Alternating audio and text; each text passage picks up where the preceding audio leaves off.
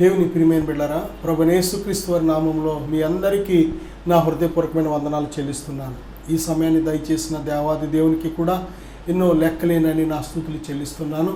ప్రియ బిడ్డలారా, ఈరోజు మరి యొక్క భాగముగా దేవుని చిత్తము మన పట్ల మన యొక్క దేవుని చిత్తము ఏమైనది అనే అంశం మీద ఈ మరికొద్ది మాటలు మనం దేవుని వాక్యాన్ని ధ్యానం చేయబోతున్నాం. దేవుని వాక్యానికి వెళ్ళే ముందుగా మరి చిన్న ప్రార్థన చేసుకుని దేవుని ఆత్మ సహాయాన్ని మనం కోరుకుందాం. పరిశుద్ధుడా, ప్రేమ గల తండ్రి, ఘనమైన దేవా, మాట్లాడే దైవమా, మీ నామంలో ఇద్దరు ముగ్గురు ఎక్కడ కూడిందరో వారి మధ్య ఉందని సెలవిచ్చిన మా ప్రియ ప్రభువా, మీడియా ద్వారా ఎంతమంది ఈ వాక్యాన్ని ఆలకిస్తున్నారో వారిని ఇప్పుడే మీ స్వాధీనపరచుకోతండి. మాట్లాడండి ప్రభువా, ఇప్పుడే దర్శించండి, మీ ఘనమైన కార్యం జరిగించమని యేసుక్రీస్తు నామములో ప్రార్థిస్తున్నాను తండ్రి, ఆమేన్. ప్రియ బిడ్డలారా, మొదటి భాగంలో మనం అందరం రక్షణ పొందాలి అనేది, రెండవదిగా నిత్య జీవము పొందాలి అని, మూడవదిగా మనందరం పరిశుద్ధులుగా బ్రతకాలి అని మూడు విషయాలు మనం దేవుని చిత్తాన్ని మనం ధ్యానం చేశాం. ఈ యొక్క రెండో భాగంలో మరికొన్ని మాటలు మనం ధ్యానం చేద్దాం. బైబిల్ గ్రంథంలో మనం చూస్తే దెస్సలోనికీయులకు రాసిన మొదటి పత్రిక 5వ అధ్యాయం 18వ వచనంలో, ప్రతి విషయమునందు కృతజ్ఞతాస్తుతులు చెల్లించడం దేవుని చిత్తం అని బైబిల్ చెబుతుంది.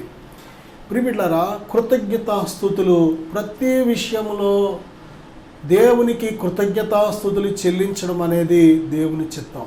మనము ఏ విషయాల్లో ఎప్పుడెప్పుడు కృతజ్ఞతాస్తుతులు చెల్లిస్తున్నాం అని మనం చూసినట్లయితే, మనకు ఏదైనా సంతోషం కలిగే విషయాలు, మనకు ఆనందం తెచ్చిపెట్టే విషయాలు జరిగితే దేవుడు మనం అడిగిందల్లా ఇస్తూ ఉంటే మనం దేవునికి థ్యాంక్స్ చెప్తూ ఉంటాం, కృతజ్ఞతాస్తుతులు చెల్లిస్తూ ఉంటాం. ప్రియ బిడ్డలారా, కానీ మరి కృతజ్ఞతాస్తుతులు ఏ విషయాల్లో కూడా మనం చెల్లించాలి అని కానీ చూసినట్లయితే, యోబుని ఒక గొప్ప ఆదర్శంగా మనం తీసుకోవచ్చు. దేవుని బిడ్డలారా, యోబు జీవితంలో ఒక భయంకరమైన శోధన వచ్చింది. ఎంత భయంకరమైన శోధన అంటే, తనకు కలిగినవన్నీ కూడా కోల్పోయాడు. తనకు కలిగిన ఆస్తి కావచ్చు, బిడ్డలు కావచ్చు, తనకు కలిగిన ఆరోగ్యం కావచ్చు, అన్నీ కోల్పోయాడు. అన్నీ కోల్పోయినా సరే దేవునిని ఏం చేస్తున్నాడంటే స్తుతిస్తున్నాడు. యెహోవా ఇచ్చెను, యెహోవా కొనిపోయెను, యెహోవా నామమునికే స్తుతి కలుగునుగా కానీ దేవునిని స్తుతిస్తున్నాడు. ఎంత గొప్ప స్తుతి చూడండి. మనము అడిగినది దేవుడు ఇచ్చినప్పుడు స్తుతించడం పెద్ద గొప్ప ఏమి కాదు. ప్రియ బిడ్డలారా, దేవుడు ఇస్తుంటే ఎవరికైనా సంతోషమే. దేవుడు మనం ఏది కావాలో అది ఇస్తూ ఉంటే ఎవరికైనా ఆనందమే. దేవుడు మనం ప్రేమిస్తాం. ఎప్పుడు కూడా మానవ నైజం ఏంటంటే, ఇచ్చేవాళ్ళని ప్రేమిస్తాం, ఇవ్వలేని వాళ్ళని ప్రేమించలేం. పెట్టేవాళ్ళని ప్రేమిస్తాం, పెట్టలేని వాళ్ళని ప్రేమించలేం. మనల్ని పొగిడేవాడిని, మనకు ఫేవర్గా ఉండేవాడిని ప్రేమిస్తాం, మనల్ని దూషించేవారిని, ద్వేషించేవారిని, అసహించుకునే వారిని మనం ప్రేమించలేం. సహోదరుని ప్రేమిస్తాం కానీ శత్రువును ప్రేమించలేం. ఇది మానవ ప్రేమ, ఇది లిమిటెడ్ అన్నమాట. మానవ ప్రేమ ఎప్పుడు కూడా హద్దులతో కూడింది, లిమిటెడ్. కానీ దేవుని ప్రేమ అలా కాదు. దేవుని ప్రేమ ఎటువంటిది అంటే, ఆ యొక్క సిలువలో మేకులు కొట్టినా, ముళ్ళ కిరీటం పెట్టినా, దేని బిడ్డలారా చూడండి, ఆ యొక్క పిడిగుద్దులతో గుద్దిన, ముఖం మీద ఉమ్ములు ఊసిన, దేహం అంతా కొరడాలతో చీల్చి వేసేసిన, ఆఖరికి సిలువలో మేకులతో కొట్టి చావుకి అప్పగించేసిన చిట్ట చివరి మాట ప్రభు పలుకుతున్న మాటలో ఒక మాట ఏమిటంటే, తండ్రి వీరేమి చేయుచున్నారో వీరు ఎరుగరు కనుక వీరిని క్షమించు. ప్రియ బిడ్డ, ఎంత గొప్ప ప్రేమ ఈ ప్రేమ, దేవుని ప్రేమ. దేవుడు నిన్ను నిజముగా ఎంత ప్రేమిస్తున్నాడో తెలిస్తే అసలు ఎల్లప్పుడూ దేవునికి స్తుతి చెల్లించక మానవు. దేవులారా, దేవుని స్తుతించే కొద్దీ నీ ఆత్మ ఎంత క్షేమంగా ఉంటుందో, ఎంత బలపడుతుందో, ఎంత ఆరోగ్యంగా ఉంటుందో. ప్రియులారా, ఈరోజు మనుషులు బయట బాగోకపోవడానికి కారణం లోపల బాగోకే. లోపల ఆత్మ బాగోలేదు, మనస్సు బాగోలేదు. ఈరోజు నీ మనస్సు నిండా భయాలు, మనస్సుల నిండా కలవరాలు, మనస్సుల నిండా చింతలు, మనస్సు నిండా కూడా మరి దిగుళ్ళు, విచారాలతో నిండిపోయి ఉన్నారు మనుషులు. లేక కాదు, అన్నీ ఉండే. బైబిల్ చెబుతుంది, ప్రయాసపడి భారం మోసుకొనిచున్న సమస్త జనులారా నా యొద్దకు రండి, నేను మీకు విశ్రాంతినిస్తాను ప్రభు చెప్తున్నారు. నెమ్మదిస్తాను ప్రభు చెప్తున్నారు. నా ఎద్దకు వచ్చేవాడు ఎంత మాత్రము దప్పికొనడని ప్రభు చెప్తున్నారు. ప్రభు ఎద్దకు వస్తే నీ జీవితం తేలికగా వెళ్ళబుచ్చగలుగుతావు. ప్రభు దగ్గరికి వస్తే నెమ్మది కలిగి నువ్వు బ్రతకగలుగుతావు. ప్రభు దగ్గరికి వస్తే ధైర్యం కలిగి బ్రతకగలుగుతావు. ప్రభు దగ్గరికి వస్తే సంతోషంగా బ్రతకగలుగుతావు. ప్రభువు నీ హృదయంలో అటువంటి గొప్ప నెమ్మదిని, సమాధానాన్ని, సంతోషాన్ని, చెప్పనసఖ్యమైన సంతోషాన్ని దేవుడు కుమ్మరించే దేవుడుగా ఉన్నాడు. పరిశుద్ధాత్మ యొక్క స్వభావం, ఆయన ఫలాల్లో ఒక ఫలం ఏంటో తెలుసా? సంతోషం, ప్రేమ, సంతోషం, సమాధానం, దీర్ఘశాంతం అని 9 ఫలాలు ఉన్నాయి చూసారా? అందులో రెండో ఫలం పేరు సంతోషం. దేవుని ఆత్మతో దేవుడు నిన్ను నింపుతున్నప్పుడు ఆత్మ కలిగి ప్రిబిడ్డ ఎల్లప్పుడూ ప్రభునందును సంతోషించగలుగుతూ ఉంటావు. ధనం ఇవ్వలేదు ఈ సంతోషం. ప్రిబిడ్డ ధనం ఇవ్వలేదు, మనుషులు ఇవ్వలేరు, వస్తువులు ఇవ్వలేవు. అటువంటి గొప్ప సంతోషం నిత్యము నీ హృదయంలో నువ్వు అనుభవించగలుగుతావు. అటువంటి సంతోషం ఇవ్వడానికి దేవుడు నేను పిలుస్తున్నాడు. నెమ్మది ఇవ్వడానికి దేవుడు పిలుస్తున్నాడు. గాఢంధకారపు లోయలో సంచరించవలసి వచ్చినా సరే ప్రిబిడ నిజమే, ఎటువంటి క్రూరుల మధ్య, భయంకరుల మధ్య, బలాత్కారుల మధ్య నువ్వు నివసించవలసి వచ్చినా సరే నెమ్మది కలిగి బ్రతికేలాగా దేవుడు నిన్ను చేస్తాడు. నీ శత్రువులను సైతం మిత్రులుగా నిన్ను దేవుడు చేస్తాడు. ప్రిబిడ దేవుణ్ణి ఎల్లప్పుడూ కూడా మనం కృతజ్ఞతాస్తుతులు చెల్లించవలసిన వారంగా ఉన్నాం. ఆయనకు మనం ఎంత రుణస్థులం అంటే మన బ్రతుకంతయు స్తుతించినా సరే ఆ రుణము ఎప్పటికీ తీరదు. ఎందుకంటే ఆయన ఈ లోకానికి మానవ శరీరాకారంతో వచ్చి ప్రాణం పెట్టకపోతే మనం ఎప్పటికీ రక్షించబడలేం. పాపంలోనే పుట్టి, పాపంలోనే పెరిగి, పాపంలోనే చచ్చిపోయి నరకానికి వెళ్ళిపోవలసిన వారు. కానీ ఈరోజు ప్రభువైన యేసుక్రీస్తునందున్న వారికి ఏ శిక్షా విధి లేదు. ప్రభుని యేసుక్రీస్తునందున్న వారు దేవుని బిడ్డలారా, వారు నూతన సృష్టిగా దేవుడు వారిని చేస్తున్నాడు. నిజమే, దేవుని ఆత్మచేత ఎందరు నడిపించబడతారో వారందరూ దేవుని కుమారులైందని దేవుడు చెప్తున్నాడు. కనుక నా సహోదరుడా, సహోదరి, ఈ లోకం ఇవ్వలేని సంతోషం, ఈ యొక్క శరీర సంబంధమైన ఈ శరీరం ఇవ్వలేని సంతోషం, ఈ లోకంలో ధనం ఇవ్వలేని సంతోషం, ఏ మనుషులు ఇవ్వలేని సంతోషం దేవుడు నీకు ఇస్తున్నాడు. ఎల్లప్పుడూ ఆయన యందు నువ్వు ఆనందించగలుగుతున్నావు. ఎల్లప్పుడూ ఆయనలో నువ్వు ఆనందించగలుగుతున్నావు, సంతోషించగలుగుతున్నావు. ఇటువంటి గొప్ప ఉన్నతమైన దీవెనలో ఇచ్చిన దేవునికి మనం ఎంత రుణస్థులమో తెలుసా? మన మీదున్న పాప శాపాన్ని ఆయన మోసి, మన మీదున్న పాప శాపాన్ని ఆయన కొట్టివేశాడు, అపరాధాలు కొట్టివేశాడు. మనకు విరోధంగా ఉన్న ప్రతి విధమైన ఆ యొక్క పాపపు మూటను సిలువలో పూర్తిగా ఆయన కొట్టివేసి వెల చెల్లించాడు. ఆయన తన ప్రాణాన్ని వెలగా చెల్లించాడు. అన్యాయంగా, అక్రమంగా ఆయన ఎందుకు తన ప్రాణాన్ని అప్పగించుకున్నాడో తెలుసా? సిలువకు నిన్ను విడిపించడానికి. ఆయన యందు విశ్వాసం ఉంచిన వారిని ఆయన రక్షించుటకు సమర్థుడు ఆయన. నా సహోదరుడా, నా సహోదరి, యేసయ్య నిన్ను ప్రేమిస్తున్నారు. శాశ్వతమైన ప్రేమతో నిన్ను ప్రేమిస్తున్నారు. దేవుని బిడ్డ, ఆయనకు మనము ఎల్లప్పుడూ మన హృదయంలో కృతజ్ఞతాస్తుతులు చెల్లించవలసిన వారంగా ఉన్నాం. దేవుని బిడ్డ, కృతజ్ఞతాస్తుతులు మరి మన హృదయంలో ఎప్పుడైతే మన హృదయము, మన యొక్క నోరు, మన పెదవులు, మన నాలుక ఆయనను గురించిన స్తుతిని ఎప్పుడైతే మనం చెల్లిస్తూ ఉంటామో, ఆ స్తుతిని ఎప్పుడైతే కలిగి ఉంటామో మన యొక్క హృదయము నెమ్మది కలిగి బ్రతుకుతుంది. దేవునిని స్తుతించేవారే దేవుని మహిమపరచగలుగుతారు. దేవునిని స్తుతించేవారే బలవంతులుగా ఉంటారు. దేవునిని స్తుతించేవారే దేవుని ద్వారా తేలిక కలిగి ఉంటారు. దేవుని స్తుతించేవారే ఎల్లప్పుడూ దేవునిలో ఆనందించగలుగుతారు. దేవుని స్తుతించేవారే శత్రువు యొక్క కోటలను కోల్చగలుగుతారు. దేవుని స్తుతించేవారి నోటిలో సణుగుడు ఉండదు, బూతులు ఉండవు, తిట్లు ఉండవు. దేవుడారా, దేవునిని స్తుతించుట మంచిది, మంచిది, మంచిది అని ఎన్నిసార్లు వాక్యం సెలవిస్తుంది. దేవునిని స్తుతించుట మంచిది. ప్రియబిడ్డలారా, రెండవదిగా మనం చూస్తే రోమపత్రిక 15:6 ఒకనితో ఒకడు మనస్సు కలిసి ఉండుట దేవుని చిత్తం. నిజమే దేవుని బిడ్డలారా, మన మనస్సు అనేది చాలా ప్రాముఖ్యం. అలాగే మనము ఇంటిలో ఉన్న, బయట ఉన్న, ప్రతి చోట మనం బ్రతుకుతున్నది మనుషుల మధ్య కనుక మనుషులందరితో కూడా సమాధానంగా ఉండాలని దేవుడు కోరుతున్నాడు. ఆయన సమాధానానికి కర్త కానీ అల్లరికి కర్తడు కాడు, గొడవలకు కర్త కాడు, కక్షలకు, దేశాలకు, పగలకు అసూయలకు కర్త కాడు ఆయన. ఏమాత్రం కూడా అటువంటి కార్యాలు ప్రేరేపించడు దేవుడు. దేవుని ఆత్మ సమాధానానికి కర్త, సమాధానపరచు దేవుడు ఆయన. మనలను కూడా సమాధానపరచు వారు ధన్యులు, వారు దేవుని కుమారులు అనబడదురని దేవుడు చెప్పాడు. కాబట్టి మనము ఇతరులతో సమాధానంగా ఉండాలి అంటే ఒకరితో ఒకరు మనస్సు కలిసే వారిగా ఉండాలి.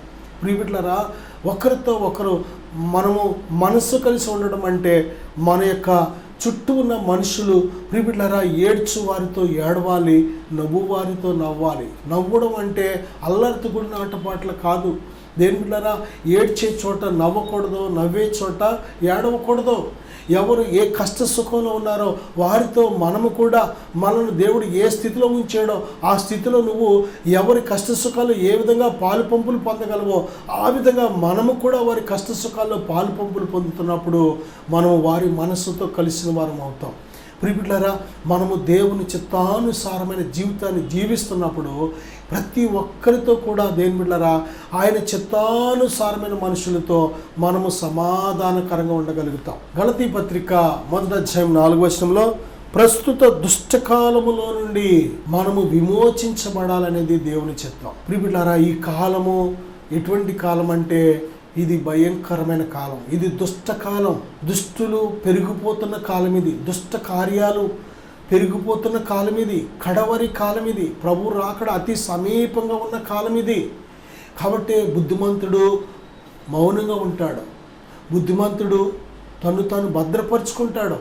ప్రియబిడ్డలారా, ఈ దుష్ట కాలంలో మనము దేవుని కోసం బ్రతకాలి అంటే కొన్నిసార్లు వెల చెల్లించాలి. నిజమే, ఇది దుష్టులతో నిండిన కాలం ఇది. ఎక్కడ చూసినా వ్యభిచారుల సంఖ్య పెరుగుతుంది, హత్యలు చేసేవారి సంఖ్య పెరుగుతుంది, దొంగల సంఖ్య పెరుగుతుంది, మోసగాళ్ళ సంఖ్య పెరుగుతుంది, అబద్ధికుల సంఖ్య పెరుగుతుంది.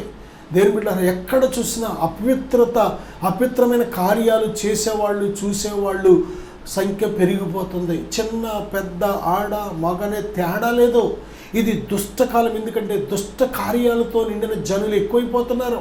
కనుక పరిశుద్ధులైన వారు, నీతిమంతులైన వారు, విశ్వాసులైన వారు, దేవుని యందు భయభక్తులు కలిగిన వారు వారిని వారు కాపాడుకునే కాలం ఇది. ప్రియబిడ్డలారా, ఈ దుష్ట కాలంలో ఈ దుష్టులకు దూరంగా ఉండడం మంచిది. దుష్టులతో నువ్వు సాంగత్యం చేసినట్లయితే, దుష్టులతో నువ్వు సంబంధం కలిగినట్లయితే దుష్ట ఆలోచనలు నీలోకి వచ్చే అవకాశం ఉంటుంది. కనుక దేవుని చిత్తం ఏమిటంటే దుష్టులకు దూరంగా ఉండు, దుష్ట కార్యాలకు దూరంగా ఉండు, దుష్టుల సాంగత్యాలకు దూరంగా ఉండు, దుష్టుల ఆలోచనలకు దూరంగా ఉండు, దుష్టులు చేసే దుష్ట పనులకు దూరంగా ఉండు. ఈ దుష్ట కాలంలో నిన్ను నువ్వు కాపాడుకో. ప్రభు రాకడ అతి సమీపంగా ఉంది కనుక మంచి పోరాడు. ప్రభు కోసం మంచి పరుగు పరిగెత్తు. ప్రభు కోసం సాక్షిగా నిలబడు. ప్రభు ఇచ్చిన సిలువని ఎత్తుకో. ఎఫెసీ పత్రిక 6వ అధ్యాయం 6వ వచనం మనం చూసినట్లయితే దేవునిని సంతోషపెట్టి బిడ్డలుగా ఉండాలనేది దేవుని చిత్తం. దేని బిడ్డలారా, దేవునిని సంతోషపరిచే జీవితం మనకు అవసరం. శరీర సంబంధులు దేవుని సంతోషపరచలేరు. లోక సంబంధులు దేవుని సంతోషపరచలేరు. ప్రకృతి సంబంధులు దేవునిని సంతోషపరచలేరు. సాతాను సంబంధులు దేవునిని సంతోషపరచలేరు. ప్రియబిడ్డలారా, ఈ యొక్క సమయంలో దేవునిని ఎవరు సంతోషపరచగలరంటే ఆత్మ సంబంధులు మాత్రమే దేవునిని సంతోషపరచగలరు. ఆత్మానుసారముగా నడుచుకొనుడి, అప్పుడు మీరు శరీరేచ్ఛను నెరవేర్చరు. దేవునికి లోబడి ఉండుడి, అపవాదిని ఎదిరించండి, అప్పుడు వాడు మీ ఎదురు నుండి పారిపోవును అని బైబిల్ చెబుతుంది. లోకానికి మనం సిలువ వేయబడాలి. లోకములో ఉండే కార్యాలకు మనం సిలువ వేయబడాలి. ప్రియబిడ్డలారా, ఈ లోకములో ఉన్నాం కానీ లోకస్థులం కాదు. లోకములో నుండి దేవుడు నిన్ను పిలుచుకొని ఏర్పాటు చేసుకొని ప్రత్యేకించుకున్నాడు కనుక ఈ లోకములో ఉన్నంతకాలం ఒక ప్రత్యేకించబడిన జీవితాన్ని మనం జీవించాలి. నా సహోదరుడా, దేవునిని సంతోషపరిచే బిడ్డగా మనం ఉండడం దేవుని చిత్తం. చాలాసార్లు మనలను మనం సంతోషపరుచుకుంటూ ఉంటాం. నా కడుపు నిండితే చాలు, నేను తాగి నేను సంతోషం ఉంటే చాలు, నేను ఈ పని చేసి నన్ను నేను సంతోషపరచుకుంటే చాలు, నా కళ్ళకి సంతోషం ఇచ్చేది నేను చేస్తే చాలు, నా శరీరాన్ని సంతోషపరిచేది నేను చేస్తే చాలు అనుకుంటూ నువ్వు బ్రతికినట్లయితే దేవునిని సంతోషపరచలేడు. దేవునిని సంతోషపరిచేవాడు మనుషులను సంతోషపరచలేడు. ఎందుకంటే దేని బిడ్డారా, నువ్వు దేవుని చిత్తానుసారంగా జీవిస్తున్నప్పుడు మనుషులు కొంతమంది ఒప్పకపోవచ్చు, వారికి ఇష్టం లేకపోవచ్చు, వారిని తృణీకరించవచ్చు, దూషించవచ్చు, అవమానపరచవచ్చు. దేవునికి ఇష్టమైనది మనం చేస్తున్నప్పుడు దేవుడు మన మనవి ఎల్లప్పుడూ ఆలకిస్తూ ఉంటాడు. బైబిల్ చెప్తుంది, క్రీస్తుకు దాసుడైన వాడు దేవునికి ఇష్టడు. ప్రిబిడ, సువార్తకు లోబడిన వాడు, సువార్త ప్రకారం అంటే వాక్య ప్రకారం జీవించేవాడు దేవునికి ఇష్టడు. ప్రిబిడ, ఆత్మానుసారంగా నడుచుకునేవాడు దేవునికి ఇష్టడు. దేవుని చిత్తానుసారంగా జీవించేవాడు దేవునికి ఇష్టడు. నిజమే, దేవునికి ఇష్టమైన జీవితాలు మనలో ఉన్నాయా? ఒకసారి మనం ప్రశ్నించుకోవాలి, పరిశీలన చేసుకోవాలి. ప్రిబిడ, మనము భ్రష్టులుగా ఉన్నామా ఎక్కడైనా, లేక భ్రష్టులుగా లేకుండా విశ్వాసము కలిగిన వారంగా మనం ఉన్నామా? యేసుక్రీస్తు ప్రభువారు విశ్వాసము కలిగిన హృదయంలో నివాసం చేస్తున్నారు కనుక మనల్ని మనం పరీక్షించుకుంటూ ఉండాలి. నా సహోదరుడా, సహోదరి, దేవునిని సంతోషపరిచే జీవితం మనలో ఉండాలి. మనము ఆత్మానుసారంగా జీవిస్తున్నప్పుడు దేవుడు మన యందు ఆనందిస్తున్నాడు. ఆయన చెప్పిన మాటల ప్రకారం మనం జీవిస్తున్నప్పుడు, అంటే వాక్యానుసారంగా మనం జీవిస్తున్నప్పుడు దేవుడు మన యందు సంతోషిస్తున్నాడు. కనుక దేవుని సంతోషపరచడమే దేవుని చిత్తం. కొలస్సీయులకు రాసిన పత్రిక 1వ అధ్యాయం 10వ వచనంలో, సత్కార్యాలలో సఫలమవ్వాలి. మనం సత్కార్యాలు చేయడంలో సఫలమవ్వడం దేవుని చిత్తం. ప్రియులారా, మంచి పనులు, సత్కార్యం అంటే మంచి పని. ఇది మంచిది అంటే దాన్ని చేయడంలో నువ్వు ఏమాత్రం వెనుకడుగు వేయకూడదు. ఈ విషయం చాలా మంచిది, ఇలా చేస్తే మంచిది, ఇలా మాట్లాడితే మంచిది, ఇలా ప్రవర్తిస్తే మంచిది, ఇలాగ నడుచుకుంటే మంచిది అని దేవుడు ఏది మంచిదని చెప్పాడో ఆ మంచిది చేయడం దేవుని సంతోషపరిచేది. దేవుడారా, అది దేవుని చిత్తానుసారమైనది. సఫలులు అవ్వాలి. మనం మంచి కార్యాలు చేయాలి.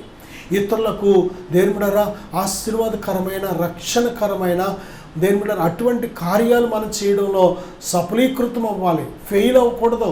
దేవుడ, మంచి కార్యాలు చేయడంలో ఎప్పుడైతే మనం ముందుంటామో మనల్ని బట్టి దేవుడు ఎంతగానో సంతోషిస్తూ ఉంటాడు. తెస్సలోనికీయులకు రాసిన మొదటి పత్రిక 4వ అధ్యాయం 5వ వచనంలో, ఈ ఘటాన్ని ఎలా కాపాడుకోవాలో ఎరిగి ఉండడమే దేవుని చిత్తం.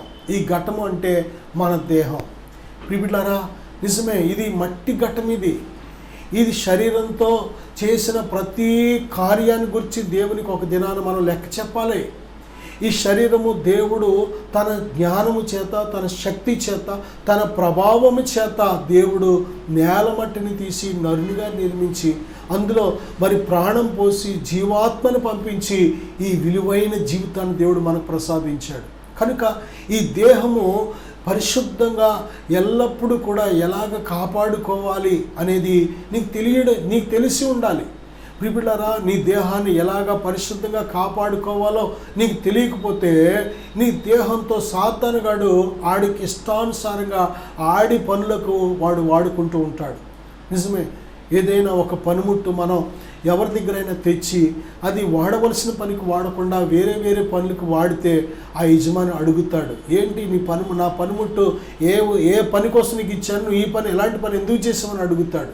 అంతకంటే పరలోకపు యజమానుడైన మన దేవుడు, మనలను తల్లి గర్భంలో ఈ దేహాన్ని నిర్మించిన ఆ యొక్క పరలోకపు తండ్రి మనల్ని అడుగుతాడు, నీకు ఏ ఉద్దేశంతో, ఏ పర్పస్ కోసం నీకు ఇచ్చాను ఈ దేహంతో నువ్వు నీ ఇష్టానుసారంగా ఎలాంటి పనులు చేసావు ఎందుకని దేవుడు ఒక దినాన్ని అడుగుతాడు. కాబట్టి మనము దేవుని సన్నిధిలో దేవుని బిడ్డలారా ఆ దినాన తలదించుకోకుండా ఉండాలి అంటే, ఆ దినాన మనం సిగ్గుపడకుండా ఉండాలి అంటే ఈ దేహాన్ని పరిశుద్ధంగా ఆయన చిత్తానుసారంగా జీవించడానికి ఆయన ఎలాగా ఈ దేహాన్ని కాపాడుకోవాలో అది ఎరిగి ఉండడమే దేవుని చిత్తం. పేతురు రాసిన మొదటి పత్రిక 2వ అధ్యాయం 15వ వచనంలో చూస్తే, యుక్తముగా ప్రవర్తించుట దేవుని చిత్తం.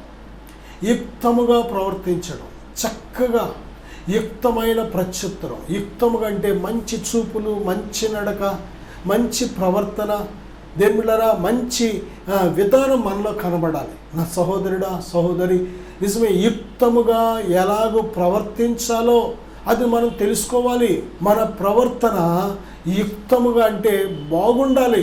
ఏ ఒక్కరితో కూడా అనిపించుకులా ఉండకూడదు. దేవుళ్ళరా చాలాసార్లు నీ ముందు నువ్వు మంచివాడివి, చాలా మంచిది అంటారు, కానీ నీ వెనకాల ఇంకొక మాట మాట్లాడుతూ ఉంటారు. జాగ్రత్త. నువ్వు మనుషుల యొక్క దృష్టిలోను దేవుని దృష్టిలో కూడా దేవుని దయ మనుషుల దయ పొందుకోవాలి అంటే యుక్తముగా ప్రవర్తించాలి. దేని బిడ్డారా, పిల్లలు ఎవరైనా సరే వాళ్ళు సరిగ్గా ప్రవర్తించట్లేదు అనుకోండి, బాగా ఎక్కువగా అల్లరి చేస్తున్నారు అనుకోండి, చూసిన వాళ్ళు అందరూ కూడా తిడుతూ ఉంటారు, అసహించుకుంటూ ఉంటారు, చపిస్తూ ఉంటారు, లేకపోతే ఇసుక్కుంటూ ఉంటారు, కోపపడుతూ ఉంటారు. అది మంచిది కాదు.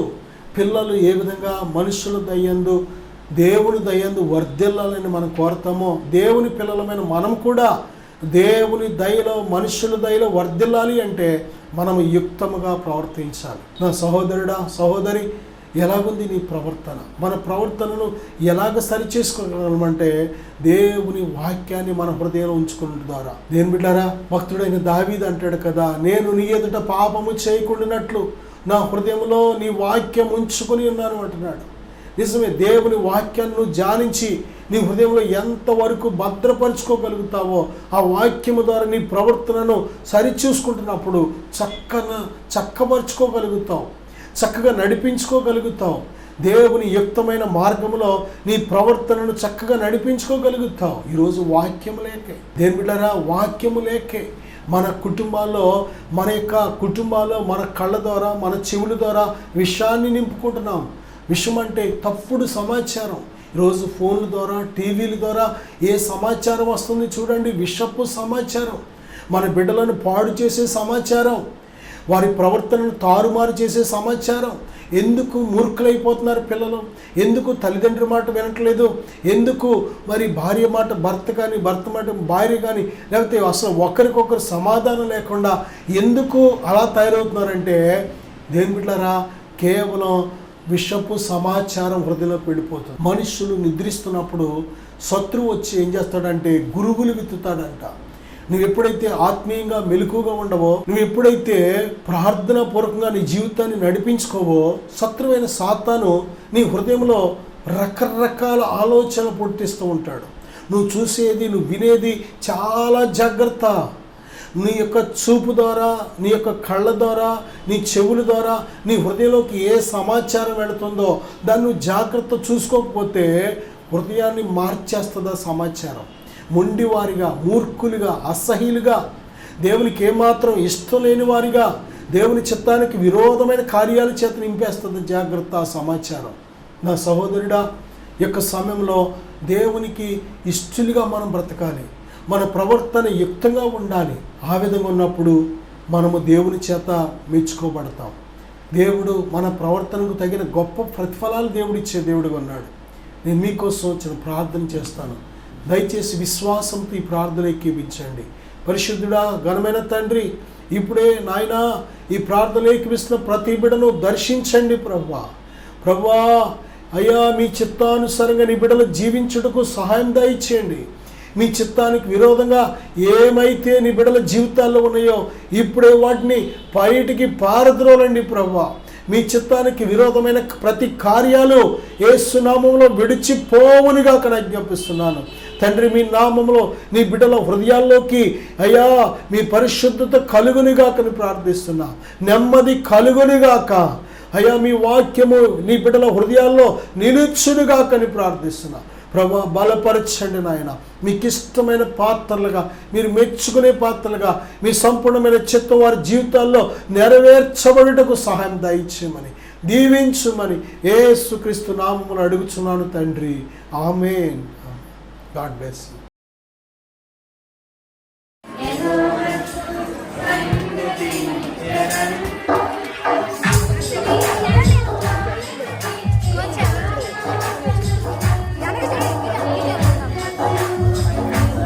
పైకి లేపండి.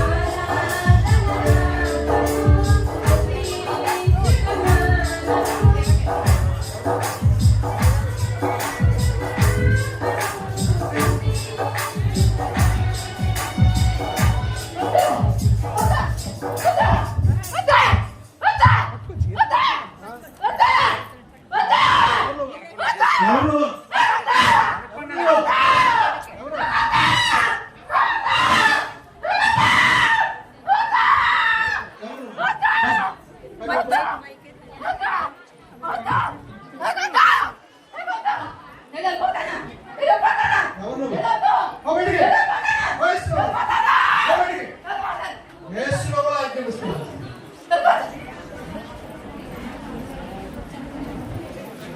Mighty name of Jesus Christ. You are free. దేవుని విడిపించండి. చప్పట్లు కొడదాం.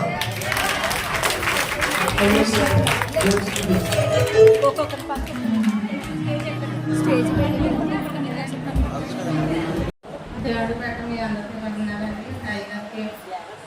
టైగర్ కంపెనీ వల్ల సహోదరులకు అందరికీ వందనాలండి.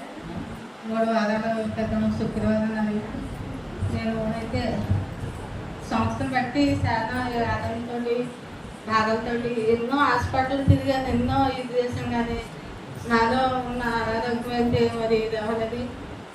అయితే డాక్టర్లు అయితే నువ్వు ఏ పని సెట్ తీయలేదమ్మా, నువ్వు ఎంతసేపు రెస్ట్గానే ఉండాలి అని చెప్పారు. ఏం చేద్దాను, నేనైతే ఇలా బతకాల నాకైతే తెలియదు, నేను దిక్కు లేదని నువ్వే దిక్కు నాకు ఇంకెవరైతే అనేసి నేను దేవుడు ప్రార్థించి 3 వారాల క్రితం శుక్రవారం వచ్చాను. వచ్చిన తర్వాత దైవంలో నాకు ప్రార్థన చేసి తైలం కోసమే తెలుసండి. తర్వాత ఏమైందో నాకు తెలియదు అసలు.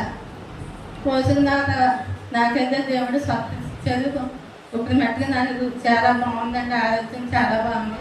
కానీ కొద్దిగా నాకు నేర్చుకోం దడగా ఉంటుంది, అది కూడా తగ్గేలాగా అందరూ మీ అనేది నా ప్రార్థనలో పెట్టమని అడుగుతున్నాను. ఈ చిన్న సాక్షి దేవుడు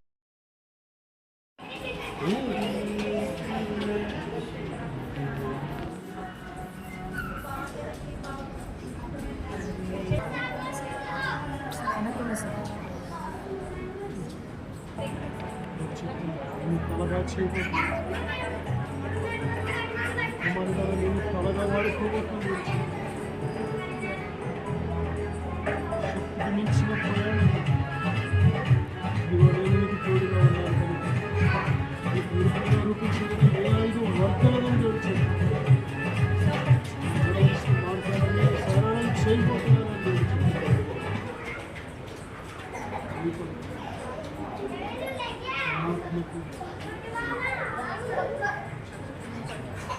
ఆత్మని మీకు తోడుగా ఉంచి ఉన్నాను, ఆత్మ నీలో ఉంచి ఉన్నానని తెలుసు, నేను మీకు పండుగ ఉన్నానని తెలుసు.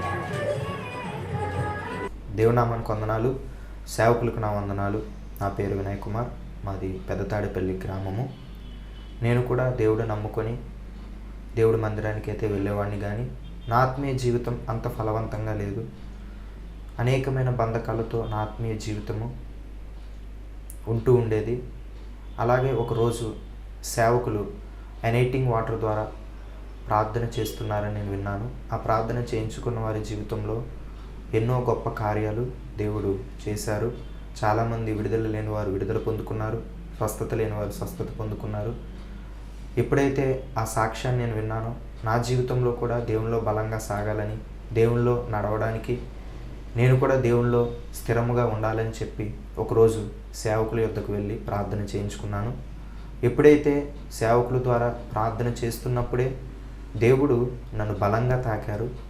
వెంటనే నా హృదయం నుంచి ఏదో ఒక తెలియని బంధకం, ఏదో ఒక చీకటి నా నుంచి బయటికి వెళ్ళిపోవడం నేను గ్రహించాను. ఎప్పుడైతే అలా చీకటి బంధకం నా నుంచి వెళ్ళిపోయిందో నా హృదయం చాలా తేలికైంది. దేవుడు తన బలమైన ఆత్మతో నన్ను నింపి నన్ను స్థిరపరిచి తన ఆత్మతో నన్ను ముద్రించారు. ఆ రోజు నుంచి ఈ రోజు వరకు కూడా నా జీవితంలో దేవుడు ఎన్నో గొప్ప కార్యాలు చేశారు. అప్పటి నుంచి నా ఆత్మీయ జీవితంలో బలమైన ఆత్మీయ జీవితంలో నేను కొనసాగించగలుగుతున్నాను. దానికి కారణం ఆ రోజు సేవకుల ద్వారా నేను ప్రార్థన చేయించుకున్నప్పుడు దేవుడు సేవకుల్లో ఉండి సేవకుల ద్వారా తన ఆత్మతో నన్ను నింపి ఈరోజు ఇలా గొప్పగా ఉన్నతమైన స్థానంలో ఆత్మీయ స్థితిలో దేవుడు నన్ను నిలబెట్టారు. దేవుడు నా జీవితంలో చేసిన ఈ కార్యమును బట్టి దేవునికే సమస్త మహిమ, ఘనత, ప్రభావములు యుగయుగములు చెల్లునుగాక. సేవకులు కూడా నా ప్రత్యేక వందనాలు. Thank you. Praise the lord.